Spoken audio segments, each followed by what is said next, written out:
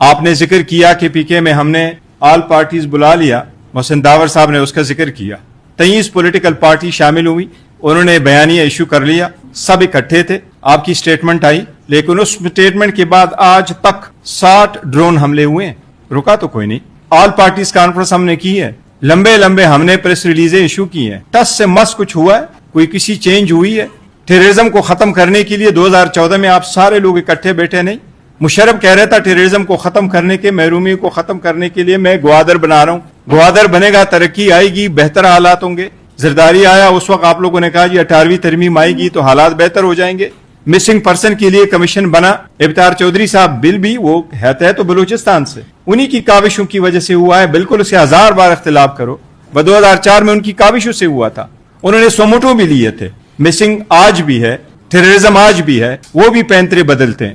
تو پرابلم یہ ہے کہ دیر از اے ڈسکنیکٹ، عوام میں، اداروں میں کوئی لوگ نہیں سمجھتے دنیا میں تب آپ کے حالات بہتر ہو سکتے ہیں جب آپ کی اکاؤنٹیبلٹی ہو، آپ کی کوآرڈینیشن ہو۔ ایک چیز جو میں سجیسٹ کروں گا، ادروائز جو عام لوگوں نے مجھے کے پی کے کا کہا کہ یہاں ہمیں بڑا سکون ملا تھا، اور کے پی کے میں جب علی امین گنڈا پور صاحب تھے وزیر اعلیٰ تو اس وقت بھی دہشت گردی تھی، اور ان وقت بھی 3 ضلع ایسے تھے جو سویلین کنٹرول میں نہیں تھے، ان میں سے ایک میں باجوڑ میں یہ کیا تھا کہ انہوں نے کوآرڈینیشن کمیٹی بنائی تھی، اور اس کوآرڈینیشن کمیٹی میں جس طریقے سے نیشنل الیکشن پلان کے خلاف اگر آپ ٹیررزم کے خلاف کارروائی کرو تو نیشنل الیکشن پلان میں دیا ہوا کہ یہ کارروائی ہوگی اسی طریقے سے، اور اس میں ایپیکس کمیٹی بھی ہے صوبائی سطح پہ، وہ صوبائی سطح کی جو ایپیکس کمیٹی ہے اس میں سرکاری لوگ بیٹھتے ہیں، پر انہوں نے اس کے ساتھ ایک کوآرڈینیشن کمیٹی بنوائی تھی، اور اس کوآرڈینیشن کمیٹی میں سرکاری نہیں عام نمائندے بیٹھے تھے تاکہ دہشت گردی کے خلاف ایک بیانیہ ہو۔ فریکچر بیانیہ سے دہشت گردی ختم نہیں ہوگی،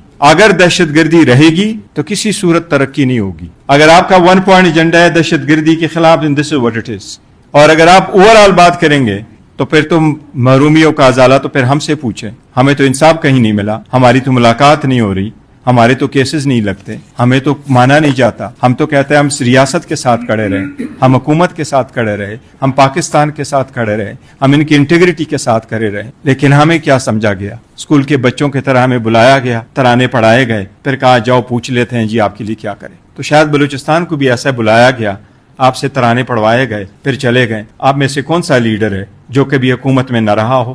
آپ کی ہر پولیٹیکل پارٹی تو آلموسٹ سم سٹیج پہ رہی ہے، لیکن عوامی اقتدار کی کمی ضرور ہے۔ جب عوامی اقتدار کی کمی ہوتی ہے تو یہ چیزیں ہمیں فیس کرنی پڑے گی۔ اس کو اگر ونس اینڈ فار آل ہم نے ختم کرنا ہے، اس دہشت گردی کو ختم کرنا ہے، اس کو ہم نے کہنا ہے کہ بلوچستان، میں نے یہاں دیکھا آپ نے لکھا بہت اچھا ہے، سیو بلوچستان، فیڈریٹنگ یونٹ، ہر یونٹ کا ایک بہت اہم رول ہوتا ہے۔ سیونگ بلوچستان مین سیونگ پاکستان۔ بلوچستان کے کسی بھی ضلع پہ آنچ آئے گا، پورے پاکستان پہ آنچ آپ آنے دے رہے ہو۔ بلوچستان میں کہیں بھی دہشت گردی ہوگی، وہ دہشت گردی اسلام آباد میں دہشت گردی سے کم نہیں ہے، وہ ہمارا انٹیگرل پارٹ ہے۔ جس طریقے سے ہم آزاد کشمیر کے لوگوں کے ساتھ کھڑے رہے، ہم نے کہا ہے کہ ریاست مخالف بیانیہ ان کا بھی ایکسپٹ نہیں کریں گے، لیکن عوامی مطالبات سارے ہم ایکسپٹ کر رہے ہیں کہ یہ عوامی مطالبات ہے، ان کے مطالبات مانو، دنگا فساد نہ ہو لیکن خون خرابہ نہ ہو۔ اسی طریقے سے بلوچستان کے جو مطالبات ہیں، اس وقت بڑے زیرک سیاستدانان دونوں بیٹھے ہیں اور یہ عوامی لیڈر ہیں، انہوں نے ساری زندگی گزاری ہے،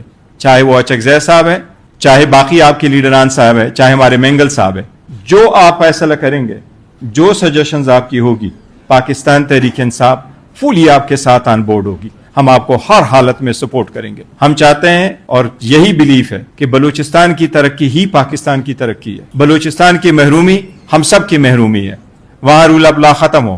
میں یہ کئی مرتبہ دیکھا ہے خان صاحب کے ساتھ ملاقاتوں میں، میں یہ جب بلوچستان کے لوگ آ جاتے ہیں، آپ یقین کریں میں سمجھتا ہوں اتنے نڈر، اتنے خوددار، اتنے بہترین، لیکن جب میں دیکھتا ہوں تو ان کے چہرے کی طرف اگر آپ دیکھیں تو آپ کو محرومی عیاں نظر آتی ہے، بات کرنے میں کترا جاتے ہیں۔ یہ اس لیے کہ ان کو وہ موقع نہیں دیا جاتا، اگر آپ ان کو موقع دیں تو انشاءاللہ تعالیٰ وہ بہتر ہوں گے، اور ان کی ابتدا تب ہوگی جب دہشت گردی نہیں ہوگی، ان کو ان کے حقوق ملیں گے۔ حقوق کے منصفانہ تقسیم ہمیشہ ہونے چاہیے، لیکن یہ اسمبلی کا کام ہے، اسمبلی کی طریقہ کار پہ جائیں گے تو ہی ہوگا۔ اسمبلی میں بیٹھے ہوئے لوگ مینڈیٹ کے ساتھ ہوں گے تو بہتر ہوگا، لیکن ایک ریڈ لائن تو ضرور ہو۔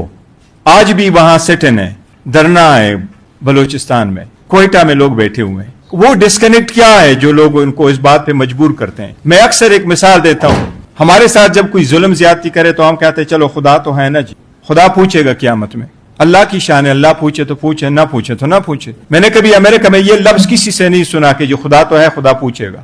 اس کی ریزن یہی ہے کہ وہاں انسٹیٹیوشن سٹرانگ ہے، کسی پہ ہاتھ بڑھاؤ، کسی پہ ہاتھ اٹھاؤ پھر دیکھو، وہ غریب بندہ غریب نہیں ہے، تھوڑا سا ہاتھ اٹھا کر کے دیکھو پھر آپ کو پتہ چلے گا، انسٹیٹیوشنز آپ کے پاس آ جاتی، full force of the federal government, the state government, institution وہ آپ کے خلاف ہوتے ہیں۔ بلوچستان کے لیے ضروری نہیں ہے کہ آج سے 12 سال 15 سال پہلے جو چیزیں طے ہو گئی تھیں اسی پہ عمل درآمد ہو، نہیں، وقت کے ساتھ ساتھ جب دہشت گردی بدل گئی ہے، حالات بدل گئے ہیں، لوگ بدل گئے، سب کچھ نیا ہے۔ جو آپ آزاد جو بلوچستان کے نمائندہ جماعت ہے اس وقت، میرا خیال ہے جو اپوزیشن کی ساری حکومت پارٹیز ہیں وہ آلموسٹ آل یہاں ریپرزینٹ کرتے ہیں، اور آپ پاکستان کے آلموسٹ 1/4 حصے کو ریپرزینٹ کر رہے ہیں، 1/4 سے زیادہ۔ پاکستان کا آبادی کے رقبے کے حساب سے سب سے بڑا صوبہ جو اگر ہے تو وہ بلوچستان ہے۔ آپ جو سجیشن دیں گے ہم انشاءاللہ تعالی آپ کو فلی سپورٹ کریں گے۔ مظلوم کے ہیلپ کے لیے آتے ہیں، ان میں یہ نہیں ہے کہ یہ بڑا ہے یہ چھوٹا ہے۔ آپ لوگوں نے لاہور میں بھی دیکھا ہے، چھوٹوں بڑوں میں فرق ہے نا۔ لوگ کیوں کرتے ہیں مائل ہو جاتے ہیں جرم کی طرف؟ بیکاز وہ اپنے آپ کو قانون سے بالاتر سمجھتے ہیں۔ جو واقعات ہوئے ہیں زیارت پہ یا دہشت گردی ہوئی ہے اس کی ہم سب بھرپور مذمت کرتے ہیں۔ اس میں پولیس افسران کی شہادت ہو، اس میں آرم فورسز کی شہادت ہو، اس میں معصوم لوگوں کی شہادت ہو، ہم ان کے خاندانوں کے ساتھ ایکولی اظہار یکجہتی کرتے ہیں، اور یہ دہشت گردی کو ہم ہر فارم میں مسترد کرتے ہیں۔ یہ ضرور ہے، جو ایک بات پہ مجھے خوشی ہے، ایک مثال دوں گا، نیلسن منڈیلا سے ابسا کسی نے پوچھا تھا تو اس نے بہت اچھا اگزامپل دیا تھا۔ روانڈا میں جب کولیپس ہو گئی حکومت اور وہاں جنگی فسادات زیادہ ہو گئے تو انہوں نے کہا اس جینوسائیڈ کا رسپانسبل کون ہوگا؟ تو دنیا میں ایک جنگ چڑھ گئی کہ کیا تھا، یہ حکومت کی ناکامی تھی یا کنسٹیٹیوشنل فریم ورک جو تھا وہ ختم ہو چکا تھا؟ کیا ہوا تھا؟ سارے لوگ یہ کہتے رہے کہ جس کی وجہ سے اتنا نقصان ہوا۔ نیلسن منڈیلا سے جب انہوں نے پوچھا ایک مرتبہ تو اس نے اس کا بہت اچھا جواب دیا۔ اس نے کہا ایک ملک کی حالت کو اگر آپ نے جج کرنا ہے تو یہ نہ کہنا کہ وہ ملک اپنے بڑوں کے ساتھ کیا سلوک رکھتا ہے، بلکہ اس ملک کے لوگوں کو دیکھو کہ وہ اپنے کمزوروں کے ساتھ کیا سلوک روا رکھتا ہے۔ اگر کمزوروں کی محرومیوں کا ازالہ کیا جائے تو وہ کبھی بھی غیر قانونی راستے پہ نہیں چلیں گے۔ یہ شاید لوگوں کے محرومیوں کا بروقت ازالہ نہیں ہوتا اور وہ سمجھتے ہیں کہ وہ آؤٹ کاسٹ ہو جاتے ہیں، سلولی گریجولی ان کو ہٹایا جاتا ہے راستے سے۔